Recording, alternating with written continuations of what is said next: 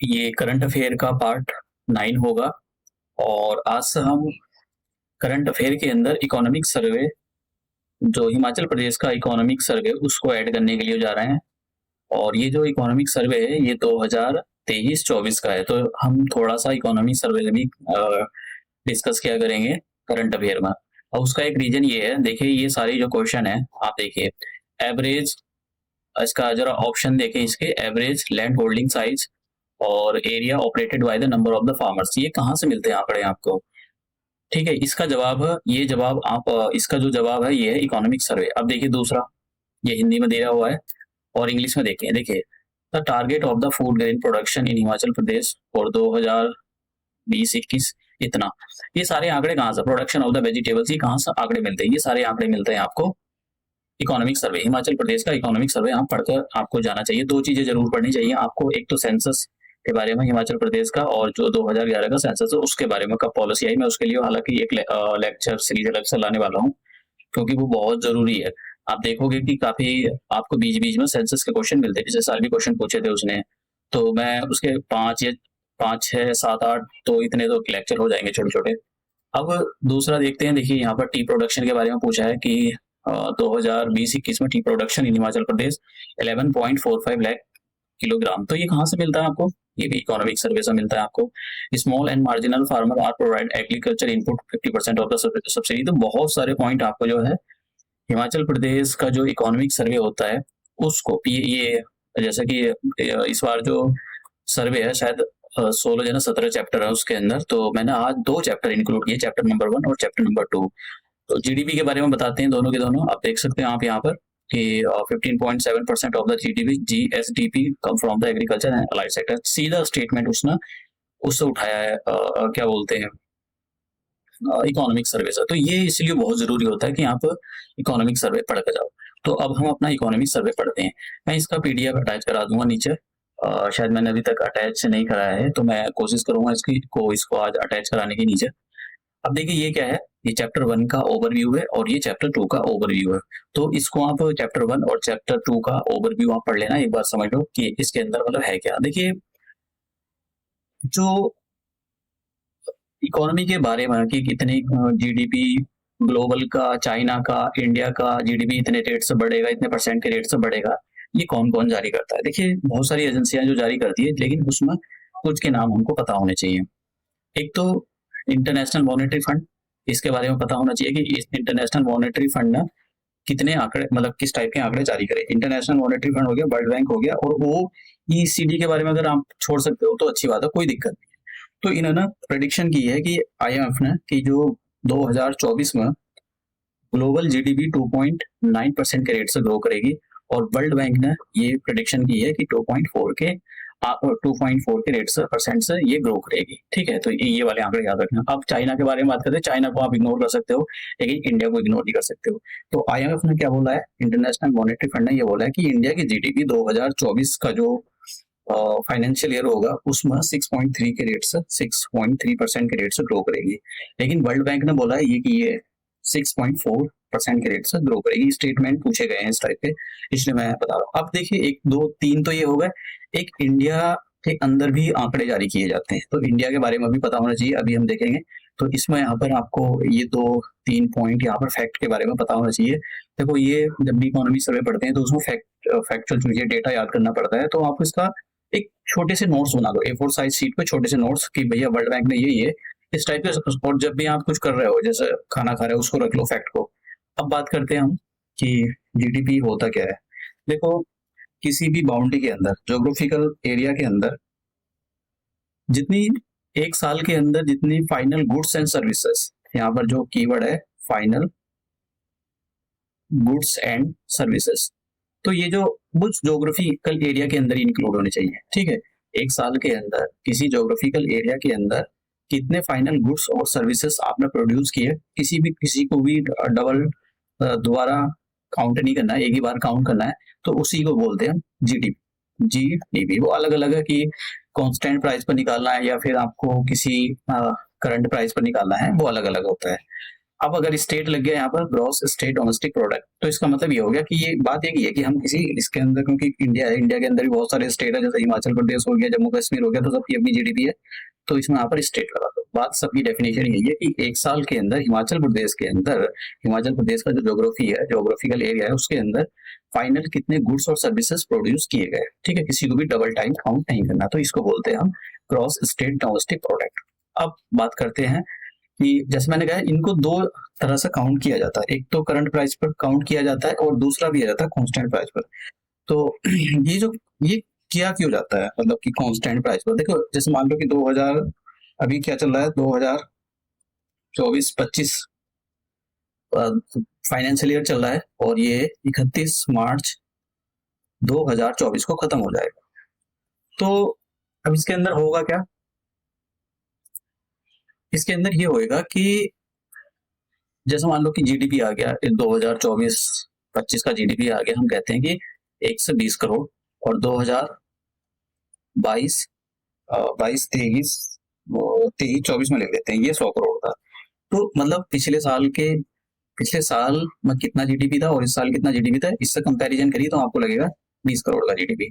लेकिन हम क्या काम करते हैं, जब भी हमको रियल जीडीपी निकालना होता है तो हम 15 साल या 10 साल पीछे जाते हैं कि भाई 2011 और 12 में कितना जीडीपी का, उसके हिसाब से, क्योंकि उसमें इन्फ्लेशन देखिए, इसमें क्या है कि 2022-23-24 वाले में इन्फ्लेशन भी इंक्लूड होता है, तो ये रियल आंकड़े नहीं देते, इसलिए हमको किसी बेस ईयर को शिफ्ट करना पड़ता है, बेस ईयर पर जाना पड़ता है, और वो बेस ईयर या तो 10 साल दूर हो सकता है, जैसा अभी क्या चल रहा है 2024 चल रहा है, तो 10 साल दूर चले जाओ, आपको 2022 में 2012 मिल जाएगा। तो इसी हिसाब से हमको 10 साल, क्योंकि इन्फ्लेशन उस टाइम पर खत्म हो गया होगा, उसके हिसाब से अगर एडजस्ट करें तो यहाँ पर दो टाइप से जीडीपी काउंट किया जाता है, एक तो करंट प्राइस पर, करंट प्राइस वाला जो ये फैक्चुअल इकोनॉमी के बारे में नहीं बताता, मतलब रियलिटी के बारे में नहीं बताता कि रियलिटी में कितना ग्रो कर रही है। जैसे मैं आपको एक एग्जांपल देता हूँ, मान लो किसी बंदे की सैलरी पिछले साल मान लो कि 10,000 थी, ठीक है, 10,000 सैलरी थी उसकी, अब उसकी सैलरी होगी 15,000, तो वो ढोल पीटेगा मेरी 15,000 5,000 सैलरी बढ़ गई। अरे भैया रुको जरा, अगर मान लो प्याज के दाम बढ़ गए हों, पहले जब आपकी सैलरी 10,000 थी तो प्याज के दाम थे 40 रुपए किलो, लेकिन अब प्याज के दाम हो गए हों 100 रुपए किलो, ठीक है, पहला आलू बिकता था 20 रुपए किलो, अब भी आलू बिक रहा है 50 रुपए किलो, तो फिर सैलरी कहाँ बढ़ गई आपकी, नहीं भाई, वो तो सारे पैसे इन्फ्लेशन में जा रहा है ना।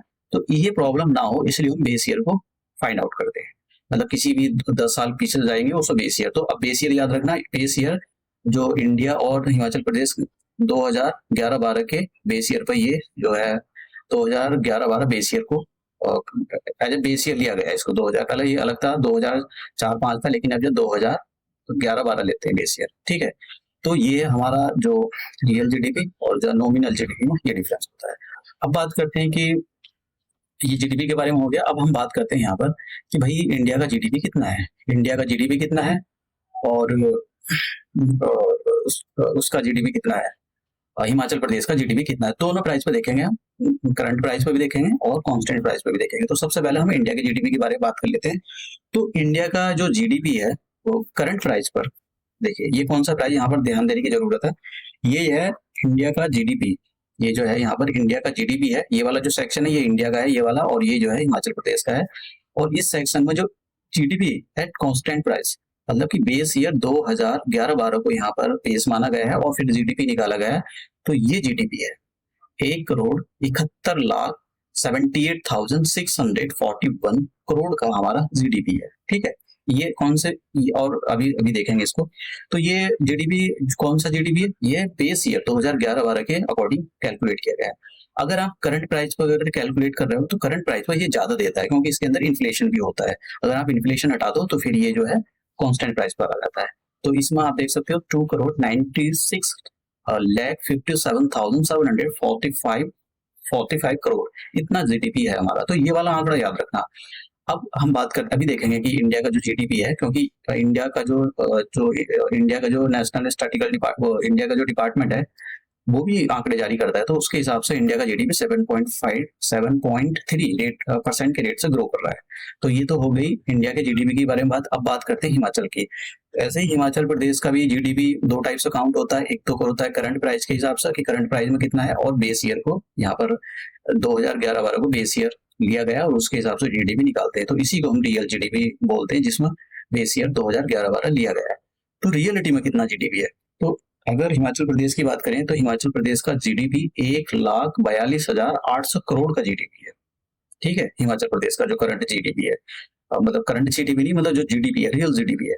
और अगर करंट प्राइस पर इसी जीडीपी को निकाला जाए तो करंट प्राइस पर इंडिया का जीडीपी, करंट प्राइस पर इंडिया का जीडीपी, सॉरी, ये हिमाचल प्रदेश का जीडीपी 2,07,430 करोड़ का है।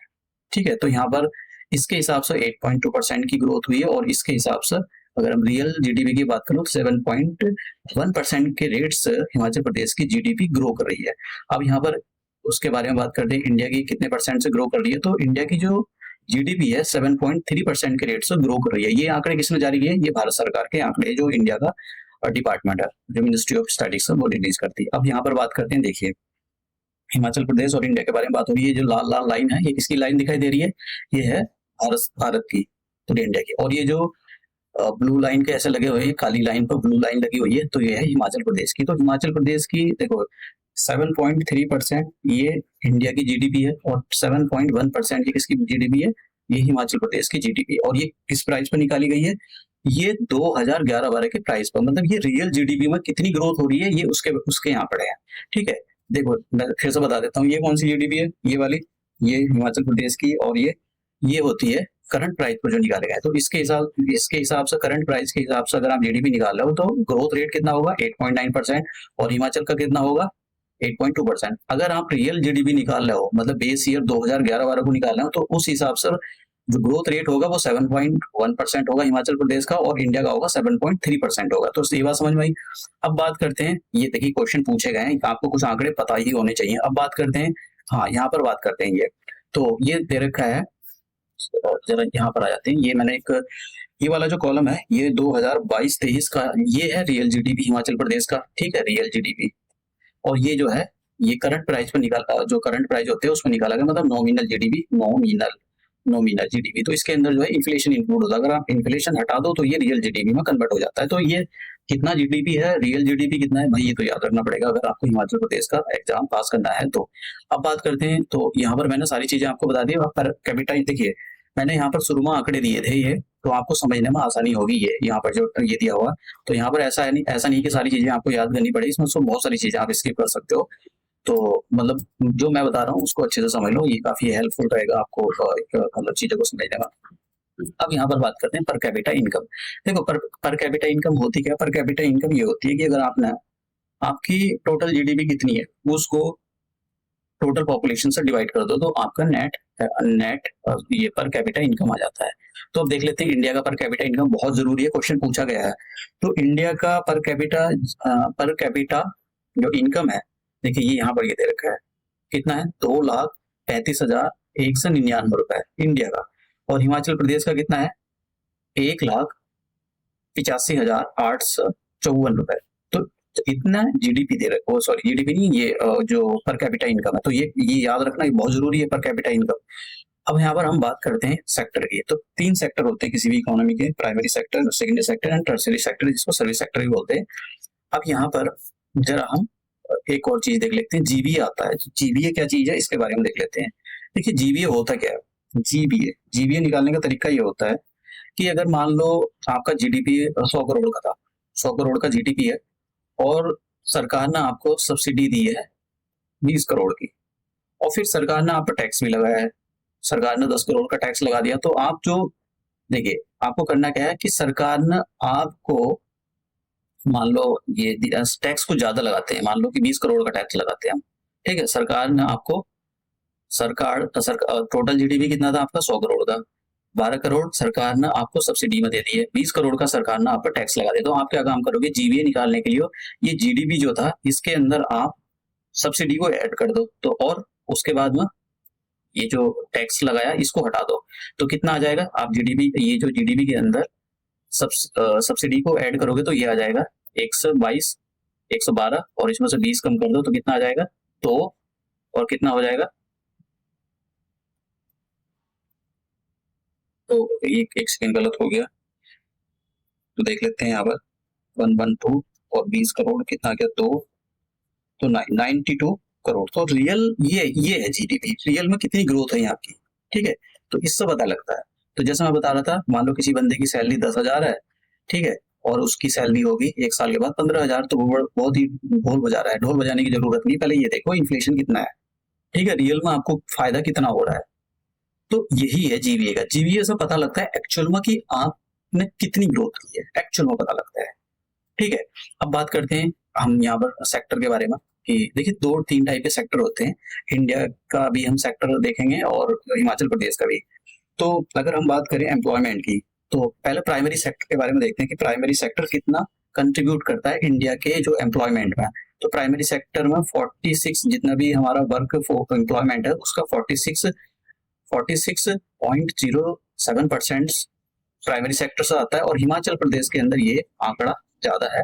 मतलब कि प्राइमरी सेक्टर जो है हिमाचल प्रदेश के अंदर काफी कंट्रीब्यूट करता है। 58.7% टोटल एम्प्लॉयमेंट जितना भी है उसका 58% वो कहाँ से आता है? प्राइमरी सेक्टर से। अब सेकेंडरी सेक्टर के बारे में बात करते हैं, तो सेकेंडरी सेक्टर कितना कंट्रीब्यूट करता है इंडिया के एम्प्लॉयमेंट में? इंडिया के एम्प्लॉयमेंट में सेकेंडरी सेक्टर करता है 24.99%, अबाउट 25%। लेकिन हिमाचल प्रदेश का सेकेंडरी सेक्टर कितना कंट्रीब्यूट करता है? सेकेंडरी सेक्टर करता है 16.49%, क्योंकि वहां पर मैन्युफैक्चरिंग सेक्टर ज्यादा नहीं है, क्योंकि डिफिकल्ट टेरेन है, तो इसलिए वहां पर ज्यादा नहीं है। एग्रीकल्चर, रूरल, मोस्टली जो इकोनॉमी है वो रूरल इकोनॉमी पर बेस है। अब बात करते हैं वहां पर सर्विस सेक्टर। तो सर्विस सेक्टर में जैसे बैंकिंग हो गया, ये सारे सर्विस सेक्टर के अंदर आते हैं, जो प्राइमरी सेक्टर और सेकंड सेक्टर को जो सर्विस देती है। जैसे बैंकिंग हो गया, आप न किसी को इंजीनियरिंग होते हैं तो वो ऐसे बिल्डिंग बनाकर उनका डिजाइन देते हैं, तो ये सब सर्विस सेक्टर में आता है।